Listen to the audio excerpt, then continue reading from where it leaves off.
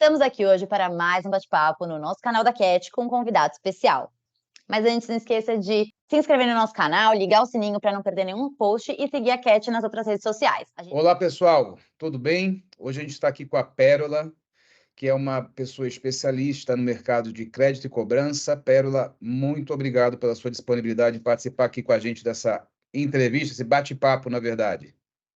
Eu é que agradeço, Evaristo, essa oportunidade de estar aqui com vocês. É um prazer para mim falar sobre crédito e cobrança, né? E como é que você começou? Você consegue contar um pouquinho da tua história para a gente? Como é que você entrou nesse mercado? A gente fala de atendimento, tem uma série de pessoas aí no mercado que são referência. E quando a gente fala de crédito e cobrança, tem algumas outras pessoas, né, tão boas quanto todo mundo, mas é um pouquinho separado, não é? É verdade, Evaristo. Eu, como você, comecei com 4 anos de idade. A gente era jovem aprendiz. Isso, há 30 anos atrás, né, com 4 anos de idade, eu comecei. E é interessante que eu, antes de trabalhar com crédito e cobrança, eu trabalhava no Procon de São Paulo, né? Eu iniciei minha carreira no Procon de São Paulo, na época que a gente ainda nem tinha o Código de Defesa do Consumidor, que foi promulgado, como a gente sabe, em 92. E fui para a Credicar, depois do Procon, para trabalhar na área de atendimento a clientes. Mas como o Código de Defesa do Consumidor tinha acabado de Né? ser implantado, as empresas ainda não sabiam muito bem, porque o código foi muito específico no tratamento. Muitas empresas, muitos segmentos acharam que foi muito rígido no tratamento da defesa do consumidor no que tange a parte de cobrança. Inclusive, isso é um fato marcante na trajetória de cobrança de devedores, porque a gente sempre tem alguma legislação que parece que vai nos obrigar a parar de cobrar, né? O mercado se agita e fala, bom, agora ninguém mais vai poder ser cobrado, né?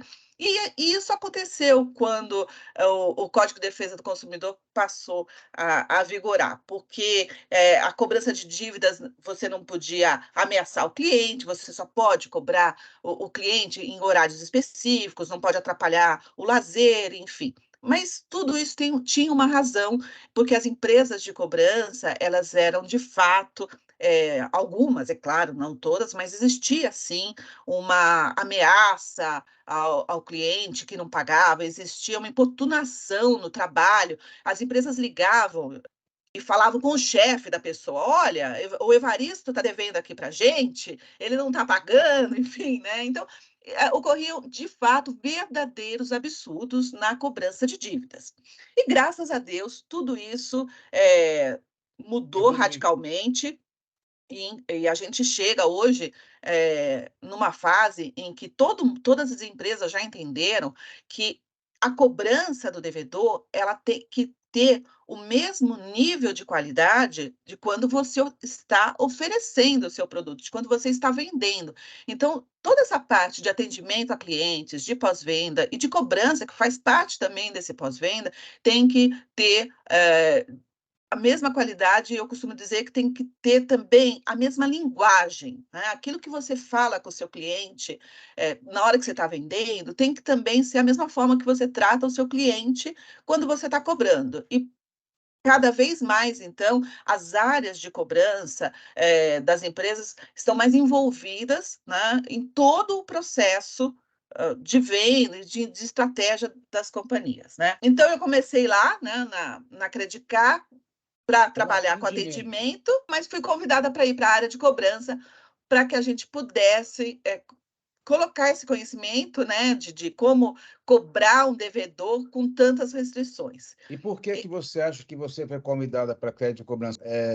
Algum perfil, não? Então, por esse conhecimento da cobrança de devedores, né? Como eu vinha do Procon e as empresas ainda não sabiam tudo que elas podiam fazer, que tipo de comunicação podia ser enviada para o cliente, que os horários que você, quer dizer, como abordar o cliente sem que aquilo fosse uma ameaça, né, para aquele cliente, como tratar se o cliente ameaçasse ir para o PROCON, o que o operador deveria falar, como é que ele deveria proceder, enfim, por esse conhecimento específico de PROCON é que eu fui para a área de cobrança, né? A Credicar estava querendo investir mesmo num melhor atendimento ao cliente, e quando eu era do PROCON, a Credicar era uma das empresas mais reclamadas na área de assuntos financeiros, que fazia parte, né? E que o advogado que representava a Credicar naquela época, um advogado excelente, doutor Ivan, que você conheceu também, né? Ele falava, mas Pérola, a gente tem tanta reclamação aqui porque nós somos a maior administradora de cartões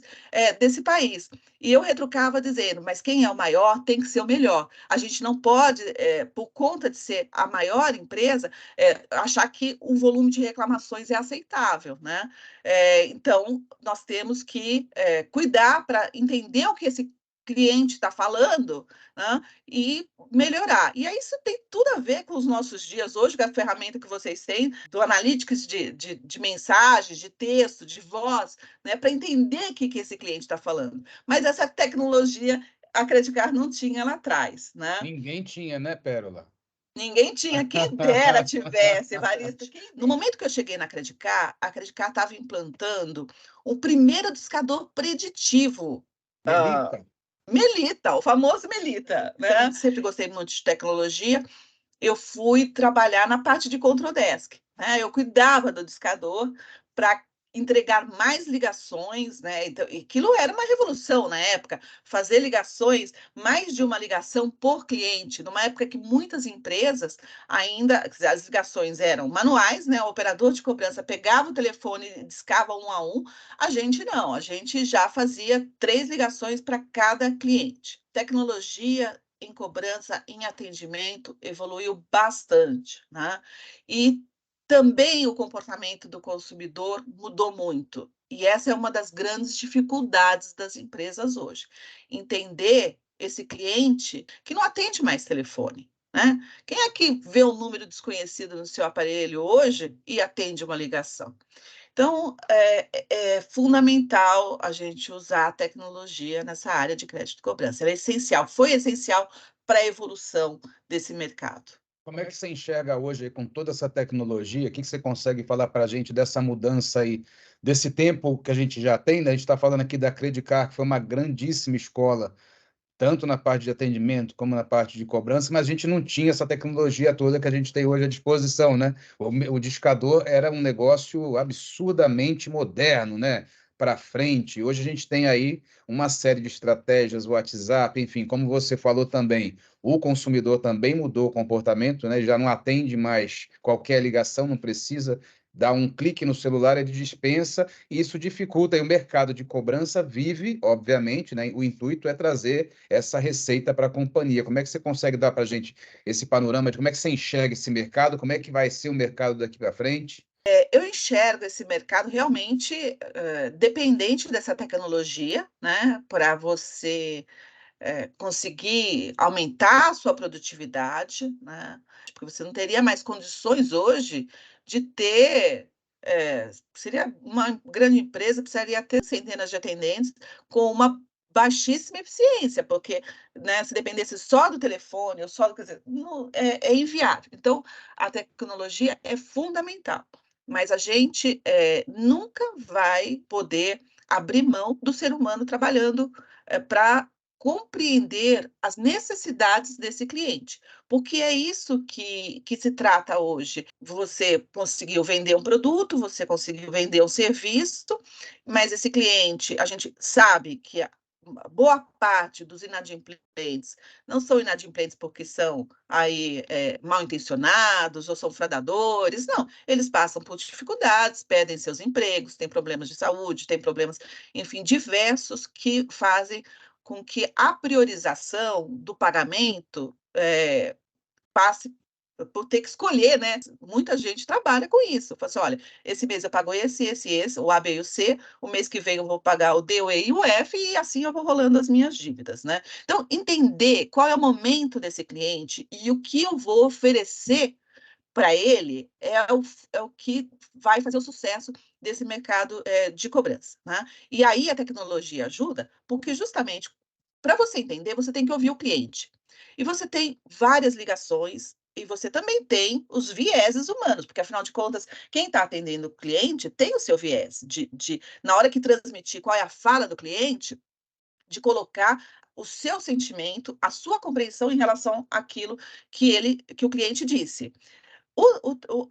A análise dessas ligações, né, através de tecnologia que possa avaliar um grande volume de ligações e destacar palavras ou dar insights para aquilo que o cliente está falando, e aí entra essas ferramentas, né, de Text Analytics, de dar para a gente insumos dessa necessidade do cliente e de você poder oferecer aquilo que o cliente precisa. Então, a gente tem, de um lado, o ser humano que está escutando, que está ali atendendo aquele cliente, que vai ter a capacidade de compreender e, dentro dos produtos de cobrança, das ofertas de cobrança, das políticas de cobrança, dar a melhor solução de pagamento para ele, inclusive convencê-lo de como ele deve priorizar o pagamento e também de educá-lo para esse pagamento, né? Isso também é uma outra coisa que eu acredito para o futuro da cobrança, né? O futuro da cobrança é dessa participação na educação financeira desse nosso consumidor,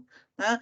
Então, muita gente tem para dizer, mas se não tiver cliente em atraso, o que vai ser do profissional de crédito e cobrança? Não, veja só, não vai acabar. A gente sempre vai ter clientes que, por qualquer razão, estarão em atraso, mas a gente, de crédito e cobrança, né, esse profissional de crédito e cobrança, tem cada vez que mais trabalhar para que tenha um risco menor, ou seja, o menor índice de inadimplência. Como é que eu faço para esse cliente se quer entrar em cobrança? Então, para ele não entrar em cobrança, eu preciso apoiá-la na educação financeira, eu preciso dar ferramentas de pagamento que sejam fáceis, né? Hoje os clientes, eles querem resolver o problema digitalmente. Hoje as pessoas já não têm mais tanta paciência de ficar, enfim, 10 passos para pagar um boleto, né? Então, como é que eu faço para receber um boleto no meu celular, que eu já clico ali? Claro, tem que ter uma segurança onde eu estou clicando, isso faz parte dessa linguagem, né? Me comunicar com esse cliente para que ele reconheça que é a empresa que ele está falando, né? Quer dizer, não é um golpe, não é nada. E a partir dali ele facilmente faça esse pagamento. Então, o futuro do mercado crédito e cobrança é baseado em tecnologia e em pessoas. Você falou um negócio bastante interessante, ele é várias coisas, né? Mas um que me chamou a atenção, que é essa possibilidade da gente escutar, né, com as ferramentas do speech também que a gente tem aqui, uma gama de ligações muito grande. Então, às vezes, uma palavrinha que o operador ou consultor coloca numa ligação pode ajudar também. Ah, sei lá, a Pérola está tendo um sucesso e vamos ver o que a Pérola está falando, né? De repente, uma palavra pode fazer a diferença nesse mercado que é essencial, né? Exatamente isso, Evaristo. Então, em cobrança, né, a gente já tive experiência de usar o Text Analytics justamente para isso. Você tem duas vertentes. Primeiro, por que você não está convertendo? O que está acontecendo? E a outra vertente é justamente a do sucesso. Ou seja, aqueles operadores que mais convertem, qual é a qualidade que eu posso replicar para os demais? E isso, muita gente acha que o Text Analytics vai eliminar a monitoria. Não, não elimina a monitoria de jeito algum, tá? Porque, primeiro, que a ferramenta não é capaz de dar o feedback para o operador, né? Ela Então, complementa, né? ela complementa, exatamente, né? E ela vai ajudar a monitoria, inclusive a selecionar, né? Então, olha, eu quero selecionar um tipo de ligação, né? Uma empresa que tem vários produtos, eu quero selecionar a ligação desse produto específico para entender para esse produto específico qual é a dificuldade de pagamento. né? Então, por isso que eu digo que a gente não precisa ter receio de introduzir essas tecnologias, ou mesmo as nossas operações, as nossas equipes, não precisam temer, falar assim, mas vai acabar. Não vai, isso vai apoiar, vai facilitar aquilo que porque a gente tem que cada vez mais usar a inteligência, né? Não a artificial somente, que nos ajuda muito, né? Mas essa parte do humano, que também muitas vezes entender o que o consumidor está sentindo, né? Como é que eu vou melhorar a experiência desse consumidor? Porque isso passa pelo sentimento, né? Então, eu acho fundamental e extraordinário. Hoje, a gente estava falando ali do discador, né? Meu, era uma coisa. Recuperar uma ligação naquela época era um trabalho hercúleo, né? A gente não tinha ferramentas, a gente não tinha gravadores, era uma coisa de louco. E hoje a gente tem, graças a Deus, essas boas ferramentas que nos auxiliam nisso. A gente, inclusive, aqui na CAT tem uma ferramenta de recovery também que busca em vários gravadores, né? Também é uma facilidade para aquelas empresas que usam muitos gravadores, tecnologia diferente. Sim. Mas é o que você falou, o ser humano é fundamental para tudo ainda, né? E até porque Exato. por trás do speech tem sempre o ser humano trabalhando, né, Pérola? Exatamente. Tem sempre o ser humano trabalhando, tem sempre essa parte, o ser humano que aperfeiçoa essa tecnologia, né? É a partir desses insights e tudo que a gente vai fazer. Mas se a gente usasse isso aqui para fazer A ou B também, né? Que maravilha você poder usar essa ferramenta de analytics, né? De você escutar as ligações, ver o que você está recebendo nas mensagens, para você poder readequar o seu discurso, né? Com muito mais facilidade do que se fazia antes. Mas a resistência ainda existe também muito receio, né? Porque as equipes têm alguma dificuldade de usar essas ferramentas, né? Então, eles têm receio de comprar uma ferramenta que depois eles não saibam usar ou extrair o melhor daquela ferramenta. Né? Então, eu acho que a gente tem ainda assim muita resistência, mas claro, né, essas resistências podem ser facilmente derrubadas aí com os treinamentos, enfim. Pérola, é um prazer sempre falar com você. Muito obrigado, viu? Eu que agradeço. Um abraço para todos. E aí, gostou do nosso bate-papo de hoje? Se você curtiu, deixa seu like aqui, ativa o sininho, segue a Cat nas redes sociais, compartilha nosso conteúdo. A gente sempre continua esse bate-papo aqui nos comentários e a gente está esperando vocês no próximo bate-papo.